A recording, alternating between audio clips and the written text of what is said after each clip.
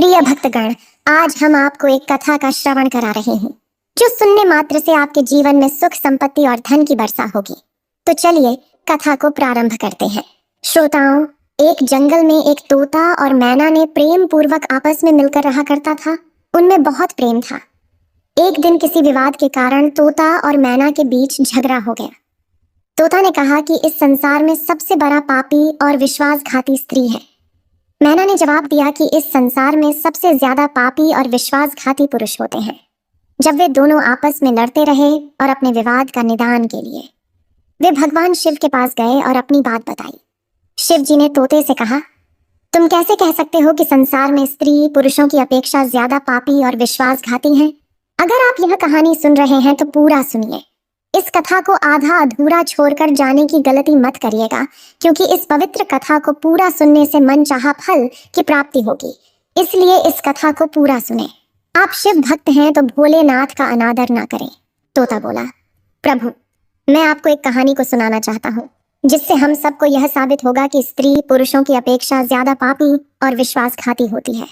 फिर भगवान शिव बोले, ठीक है, तुम कहानी सुनाओ। श्रोताओं, तब तक माता पार्वती आ जाती है और कहती है, मुझे भी यह कहानी सुननी है, मैं भी सुनना चाहती हूँ। तब भगवान शिव कहते हैं, ठीक है, बैठो। फिर तोता भगवान शिव और माता पार्वती के सामने कहानी सुनाने लगता है। एक राज्य में अग्रसेन नाम का राजा राज्य करता था। उसके पास 4 बेटे थे जो सभी बहुत ही बहादुर और प्रतापी थे। लेकिन सबसे बड़ा बेटा, जिसका नाम चंद्रसेन था, वो न केवल प्रतापी बल्कि बहुत ही सुंदर भी था। उसकी पत्नी चंद्रप्रभा भी बहुत ही सुंदर और रूपवान थी। वह अपने आगे किसी दूसरी स्त्री को सुंदर नहीं मानती थी। एक दिन राजा अग्रसेन ने अपने बेटे चंद्रसेन को उसकी किसी बात पर नाराज होकर के राज्य से निकाल देने का आदेश दिया। राजा का ये आदेश सुनकर कि सभी इस बात से चिंतित हो गया। फिर चंद्रसेन अपने महल में गया और उदास हो गया। उधर चंद्रसेन को उदास देखकर उसकी पत्नी ने पूछा, प्राणनाथ, आप उदास क्यों हैं? आप इतना मुरझाया हुआ क्यों हैं? राजकुमार होकर भी आप इस तरह चिंतित क्यों हैं?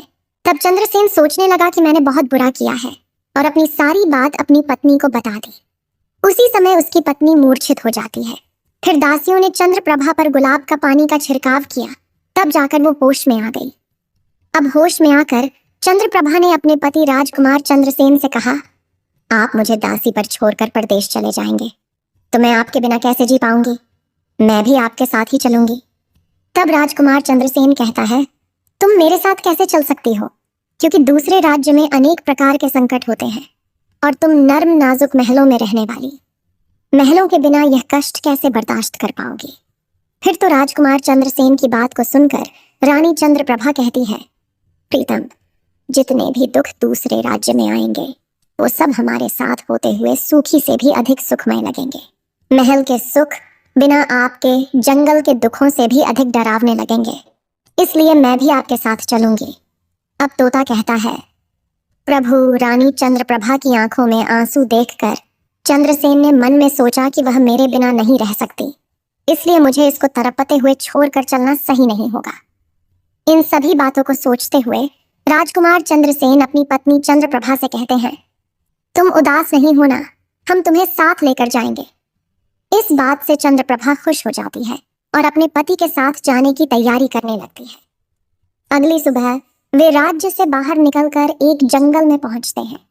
चलते चलते थक जाते हैं और फिर उन्होंने एक बरगद के वृक्ष के नीचे विश्राम करने का निर्णय लेते हैं। वे बहुत थके हुए थे। ठंडी हवा के झोंकों ने उन्हें नींद तुरंत आ गई। परंतु कुछ देर बाद वहीं पर एक सांप ने रानी को काट लिया। फिर तोता कहता है, हे प्रभु, आगे सुने। सांप के डसते ही रानी तड़पने लगी और चंद्रसेन की आंख खुल गई तो रानी को तड़पता हुआ देखकर और सांप को जाता हुआ देखकर चंद्रसेन बेचैन हो गए। फिर कुछ देर बाद रानी की मृत्यु हो गई। इस प्रकार मृतक रानी को देखकर चंद्रसेन ऊंचे स्वर में रुदन विलाप करने लगे। उसका रोना धोना सुनकर जंगल के जीव जंतु उसे खाने के लिए वहां आ गए। फिर चंद्रसेन ने मन में सोचा, अब जीवन संगिनी ही मर गई है तो मैं अब जी कर क्या करूंगा और इसी जंगल में अपने प्राण त्याग दूंगा। ऐसा मन में सोचता है। फिर वो रानी की लाश के पास से उठ जाता है और जंगल से लकड़ियां इकट्ठी करने लगता है और रोकर कहता हूं कि मैं भी रानी की चिता में जलकर मर जाऊंगा।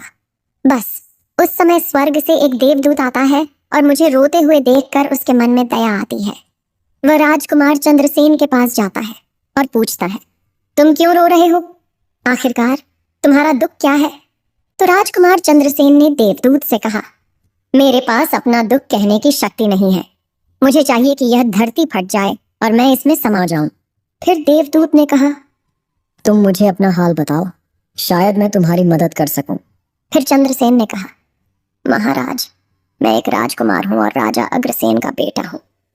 मेरे पिता ने मुझे राज्य छोड़ने के लिए कहा था, इसलिए मेरी पत्नी और मैं इस जंगल में चलते चलते यहाँ आ गए। यहाँ आकर मेरी पत्नी को सर्प ने काट लिया है और उसकी मृत्यु हो गई, और मैं लकड़ियां इकट्ठा कर रहा हूँ ताकि मैं अपनी पत्नी के साथ ही जलकर अपने आप को भी अग्नि के हवाले कर सकूं। तब तोता कहता है, हे प्रभु, आगे सुने।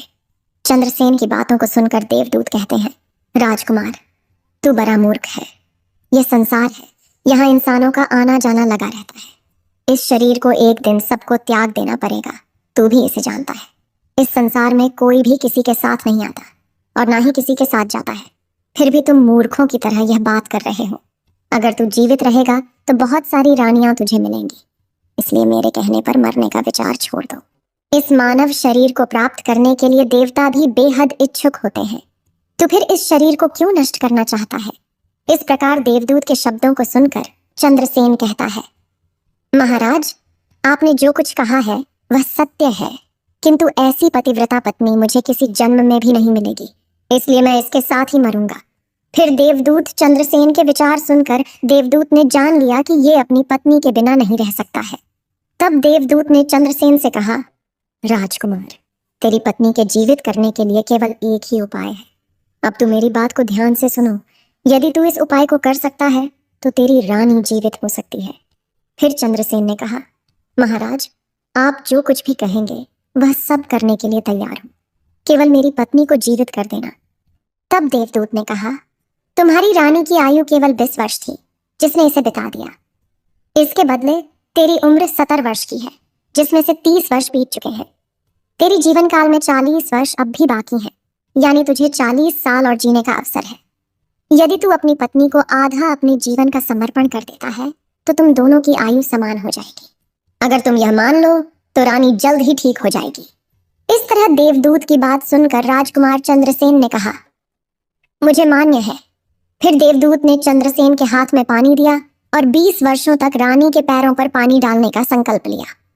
अब जैसे ही चंद्रसेन ने संकल्प किया कि वह जल को रानी के पैरों पर डालेगा, देवदूत ने कह दिया, पानी को पैरों पर डालने से पहले मेरे एक बात को ध्यान से समझ लो। इसमें एक गुप्त रहस्य भी है। अभी तो तुझे रानी की आवश्यकता है, तुम पानी डालकर उसको बचा सकते हो, लेकिन भविष्य में अगर रानी की आवश्यकता नहीं पड़ती है तो तुम अपने संकल्प को वापस ले सकते हो, और जब तुम वह संकल्प वापस लेते हो तो तुम्हारी रानी को तुरंत ही मौत हो जाएगी। परंतु एक बात हमेशा याद रखना, इस संकल्प को कभी वापस न लेने की बात रानी से कहना मत, वरना तुम अपने संकल्प को वापस नहीं ला सकोगे। हमेशा याद रखना, जीवन में कुछ बातें हमेशा छिपा कर रखनी चाहिए, क्योंकि कभी कभी ये बातें काम आ सकती हैं। फिर तो ऐसा कहकर और उस रानी के सामने आकर वो देवदूत जो थे अंतर्ध्यान में चले गए। तब चंद्रसेन रानी से कहता है, आप सो गई थी, मैंने आपको नहीं जगाया? फिर चंद्रसेन कहने लगा, तुम बहुत थकी हुई थी, इसलिए मैंने तुम्हें नहीं जगाया। इस प्रकार राजकुमार चंद्रसेन ने अपनी रानी से सारी बातें छिपा दी कि सर्प ने तुम्हें काट लिया था और तुम मर गई थी। मैंने तुम्हें फिर जीवित कैसे किया है, ये सब राजकुमार ने अपनी पत्नी से छिपा लिया। फिर तोता बोला, प्रभु। फिर वो दोनों आगे बढ़ गए। कई दिनों बाद उन्होंने एक बहुत ही सुंदर स्थान देखा। वहां पर एक फकीर की कुटिया थी। जब वे वहां पहुंचे तो उन्होंने देखा कि एक सुंदर युवक फकीर हुक्का पी रहा था। वे दोनों बहुत ही थके हुए थे, इसलिए वे फकीर के पास बैठ गए। उस समय राजकुमार ने रानी से कहा, रानी, हमें प्यास लगी है, हम कुएं पर जाकर पानी पी आते हैं। अगर तुम भी प्यासी हो तो तुम्हारे लिए भी पानी ले आते हैं। तब राजकुमार की बात को सुनकर रानी ने कहा, मुझे तो प्यास नहीं लगी है, आप जाइए, पानी पिए, फिर वापस आइए। इसके बाद रानी की जवाब सुनकर राजकुमार चंद्रसेन एक लंबी रस्सी लेकर कुएं की ओर जा रहे हैं। चंद्रसेन पानी पीने पहुंचे तो राजकुमारी चंद्रप्रभा उस फकीर की ओर देख रही है। चंद्रप्रभा फकीर की सुंदरता को देखकर उस पर मोहित हो गई, अर्थात वह उसको दिल दे बैठी थी। अब वह फकीर से कह रही हैं, फकीर साहब, आप यहाँ बहुत खुशी से रहते हैं। फकीर ने कहा, तुम भी मेरे साथ रह सकती हो, लेकिन तुम्हारे पति भी साथ में हैं, तो कैसे तुमको रख सकते हैं? इसके बाद राजकुमारी चंद्रप्रभा ने फकीर के सामने अपनी प्रेम लीला प्रकट की तो फकीर ने कहा, मैं एक उपाय बताता हूँ। तुम अपने पति को जिस कुएं में पानी पीने गया है, तुम उसी कुएं में धकेल देना, फिर जो होगा हम देख लेंगे। फिर तो फकीर की बात सुनकर के चंद्रप्रभा ने कहा, ठीक है, मैं ऐसा ही करूंगी। अब इतनी ही देर में राजकुमार चंद्रसेन पानी पीकर रानी के पास आया तो रानी कहने लगी, मुझे भी अब प्यास लग रही है, कुएं पर वापस चल करके मुझे भी पानी पिलाओ। तो राजकुमार चंद्रसेन बोला, मैंने तुमसे पहले ही पूछा था और तुमने मना कर दिया था। खैर, अगर तुमको प्यास लगी है तो मैं अभी पानी लेकर आता हूँ। तब चंद्रसेन पानी लेने चला तो रानी भी उसके साथ चल दी और कहने लगी, मैं भी तुम्हारे साथ चलती हूँ। बेचारा चंद्रसेन तो उसके प्रेम में पागल था। उसको क्या मालूम था कि ये मेरे प्राण लेने के लिए मेरे साथ आ रही है। श्रोताओं, वास्तव में विद्वान सच कहते हैं कि स्त्रियों के चरित्र को देवता भी नहीं जान सकते। मानव क्या चीज होता है, उनके जाल में अच्छे बुद्धिमान भी फंस जाते हैं। जब राजकुमार चंद्रसेन कुएं पर जाकर पानी भरने के लिए डोल भरता है तो रानी ने अपने पति यानी राजकुमार चंद्रसेन को धक्का देकर कुएं में गिरा देती है और खुद फकीर के पास चली जाती है। वह फकीर रानी को अपने साथ ले जाकर एक राज्य में बस जाता है। वहां दोनों खुशी से रहने लगते हैं। फकीर ने फिर रानी को ऐसा नाचना और गाना सिखाया कि वह नृत्यांगना के रूप में मशहूर हो गई। धीरे धीरे वह राजकुमारी पूरे नगर में प्रसिद्ध हो गई। इस तरह रानी के नृत्य और गीत के कारण वह फकीर के पास लाखों रुपए बन गए। रानी भी उस फकीर के साथ मस्ती में रहने लगी थी। जिस समय रानी ने अपने पति चंद्रसेन को कुएं में धकेल दिया था, तब संयोग से एक जंजीर जो कुएं में लटकी थी उसे पकड़ लिया था। चंद्रसेन ने उसको पकड़ा और कुएं में लटकता रहा। ईश्वर को याद करते हुए वो सोचने लगा, क्या यही मेरे प्यार की सजा है? और कुछ समय बाद बंजारों का एक काफिला वहां आया। काफिले में से एक बंजारा डोल लेकर कुएं का पानी भरने लगा। जब उसने पानी में डोल डाला तब चंद्रसेन ने उसका डोल हाथ से पकड़ लिया। बंजारा यह देखकर चौंक गया और पूछा, तुम कौन हो? राजकुमार चंद्रसेन ने कहा, भाई, मैं आफत का मारा हुआ हूँ, मुझे यहाँ से निकालो और मेरी जान बचाओ। मैं सारी जिंदगी आपके उपकार को नहीं भूलूंगा। और ऐसा कह करके राजकुमार बंजारे से प्रार्थना करने लगा।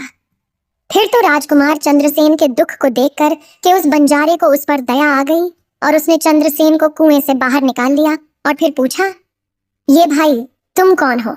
तुम इस कुएं में कैसे गिरे? तुम मुझे अपना हाल बताओ।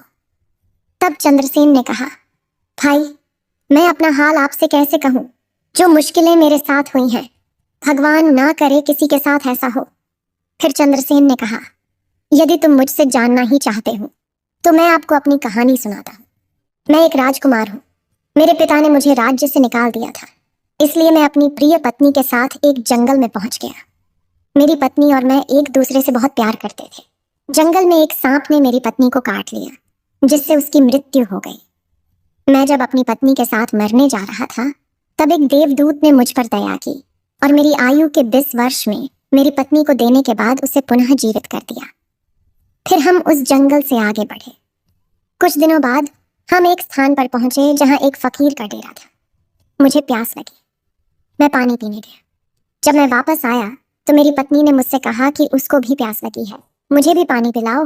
और इसी तरह कहकर मेरी पत्नी मेरे साथ उस कुएं पर आ गई। मैं कुएं से पानी निकाल रहा था तो उसने मुझे पीछे से धक्का दिया। कुएं में लटकी हुई एक जंजीर मेरे हाथ में आ गई, जिससे मैं कुएं में गिरने से बच गया।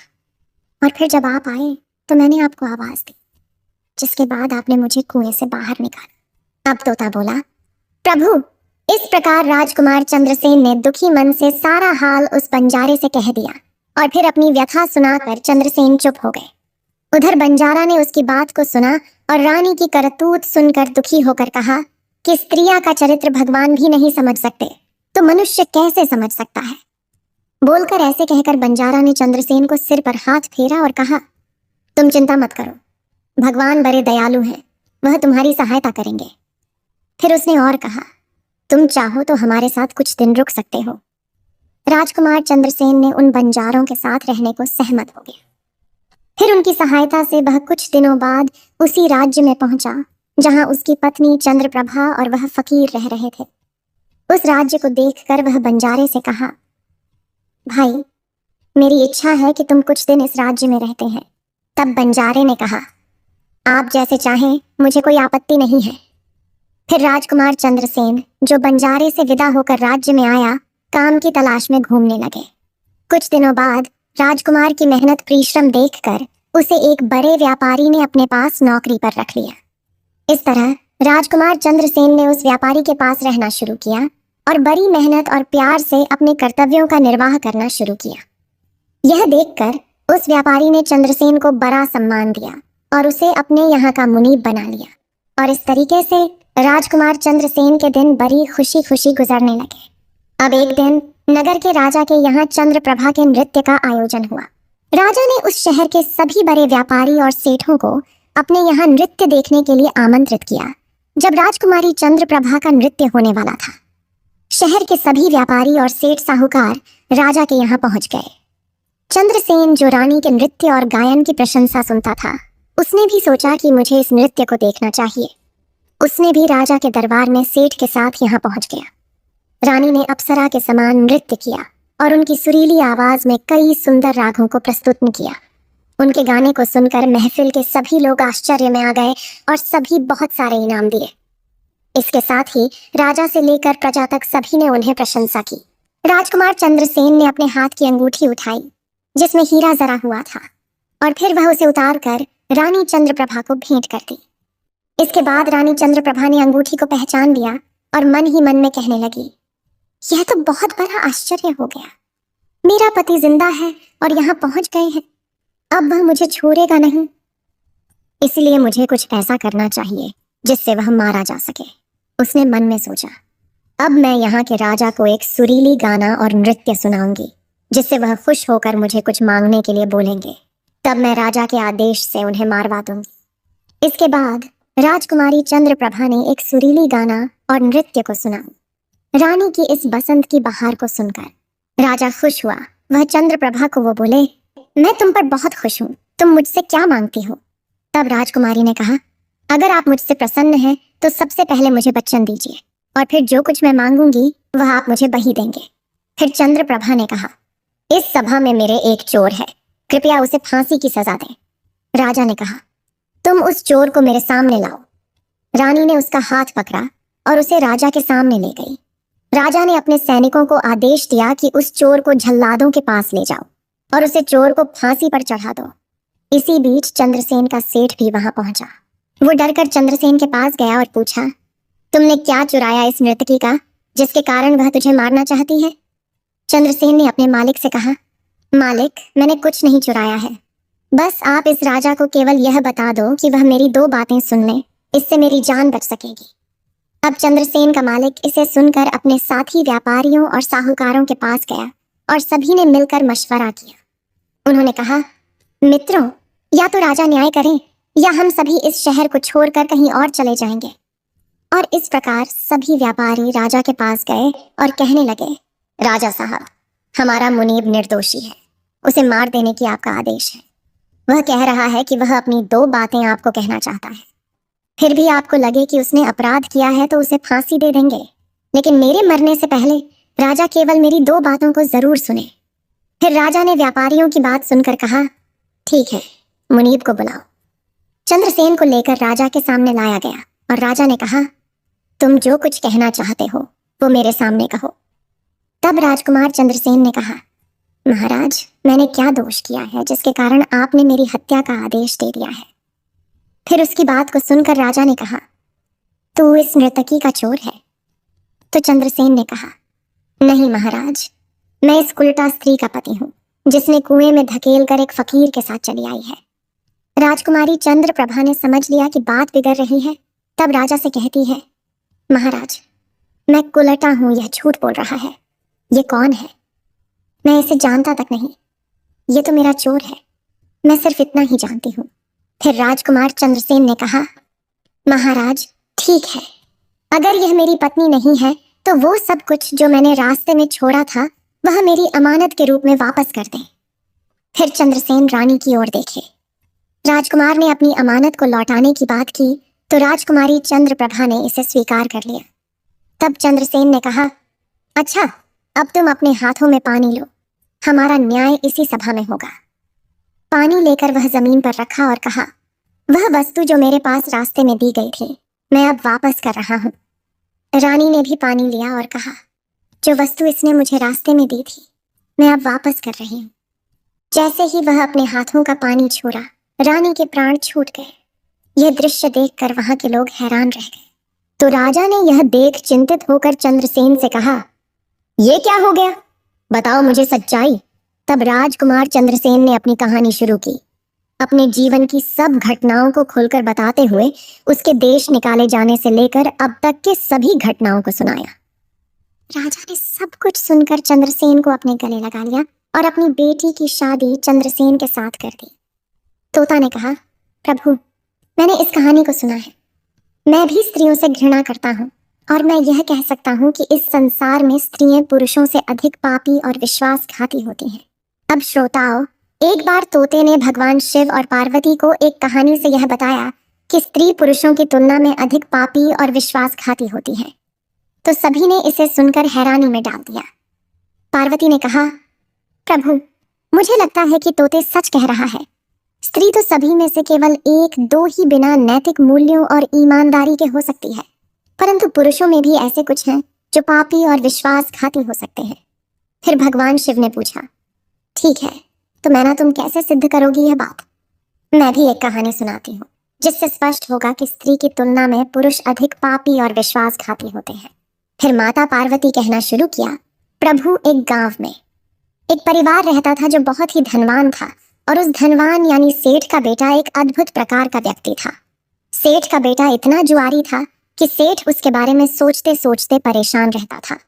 एक दिन उनका बेटा जुआ खेल रहा था। उसी दिन उसके पिता का निधन हो गया। फिर भी वह जुआ खेलना बंद नहीं किया, लेकिन पिता की मृत्यु के बाद वह खुल के जुआ खेलने लगा और सब कुछ हार गया। फिर वह अपने गांव से दूर चला गया और एक सेठ के घर पहुंचा और सेठ से बोला, मुझे बहुत तेज प्यास लगी है, मुझे एक ग्लास पानी मिलेगा? तो सेठ ने उस युवा से पूछा कि तुम कौन हो, क्या करते हो और कहां से आए हो? जिसके उत्तर में उस युवा ने कहा, मैं एक व्यापारी हूँ और यहाँ से जा रहा था, तो सोचा कि पानी पीकर चला जाऊं। तब सेठ ने पूछा कि तुम कौन व्यापार करते हो? तब युवा कहता है, व्यापार करते समय मेरे सामान समुद्र में गिर गया, इसलिए यदि आप मेरी कुछ मदद कर दें तो अच्छा होगा। फिर सेठ ने लड़के की बात सुनी और फिर उसकी बातों के जाल में फंस गया और कहने लगे कि बेटा, तुम तो ठीक हो और कुछ कमा भी लेते हो, तो क्या मेरी बेटी से शादी करोगे? अब तो ये बात सुनकर युवा खुश हो जाता है और शादी के लिए हाँ कह देता है, जिसके बाद दोनों का विवाह हो जाता है। प्रभु, इस प्रकार सेठ अपनी बेटी को धन के साथ विदा कर देते हैं। उधर युवा लड़का को तो बस केवल धन के लिए विवाह करना था, तो उसने वो भी कर लिया। अब विवाह के बाद जब युवा सेठ की लड़की को साथ लेकर जा रहे थे तो एक जंगल आ गया। वहां पर युवा लड़का अपनी पत्नी से बोला, देखो, हम अभी जंगल में हैं, यहाँ कोई चोर हमारे गहनों को चुरा सकता है, इसलिए आप अपने सभी गहनों को मुझे दे दें ताकि हम सुरक्षित रह सकें।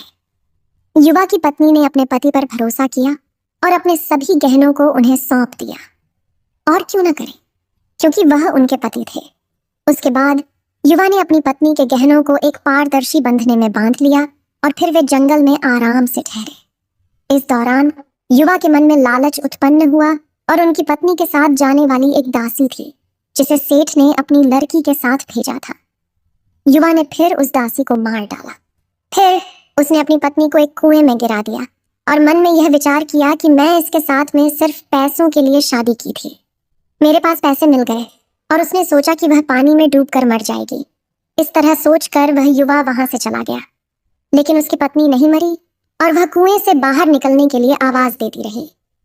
कुएं के पास से एक आदमी गुजर रहा था और जब उसने किसी महिला की आवाज सुनी तो वह उस महिला को कुएं से बाहर निकाल दिया।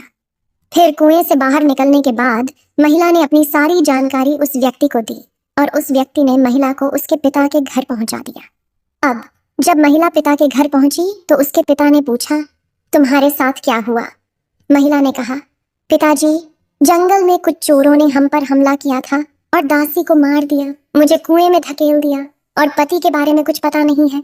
बेटी की बातें सुनकर सेठ जी ने कहा, कोई बात नहीं, भगवान सब ठीक करेंगे। अब मैं यह कहती हूँ कि प्रभु, इस दुनिया में स्त्री और पुरुष दोनों ही विश्वासघाती और पापी हो सकते हैं। अब आपके हाथ में न्याय का फैसला है। मैंने भी आपको एक कहानी सुनाई है और तोते ने भी एक कहानी सुनाई है। अब आप ही न्याय करें। उसने अपनी पत्नी को मारा और सारा सामान लेकर के चला गया। अब तोता और मैना की कहानी सुनकर भगवान शिव बोले, ठीक है तोता और मैना, मैंने तुम्हारी कहानी को ध्यान से सुना है। अब मैं तुम्हारा न्याय करता हूँ। सच में इस संसार में स्त्री और पुरुष के बीच ज्यादा पापी या विश्वासघाती कौन होता है, ये मेरे लिए स्पष्ट है। शिव जवाब देते हैं, बिना किसी शंका के यह सत्य है कि इंसान की सोच उसके इस स्तर से नीचे जा सकती है और वहीं पापी और विश्वासघाती होता है। चाहे वह स्त्री हो या पुरुष, इंसान को किसी भी प्रकार के पाप करने से पहले यह सोचना चाहिए कि क्या वह सही है या नहीं।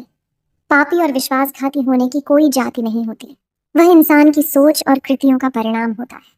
श्रोताओं, वास्तव में इंसान की सोच उसके स्तर से नीचे जा सकती है और यही पापी और विश्वासघाती बना देता है। इस वीडियो को बोलते समय कोई त्रुटि हो तो मैं क्षमा चाहती हूँ। उम्मीद है आप सभी को यह वीडियो अच्छी लगी होगी। अगर आप शिव के सच्चे भक्त हैं तो चैनल को सब्सक्राइब और वीडियो को लाइक करके कमेंट में हर हर महादेव लिख दीजिए।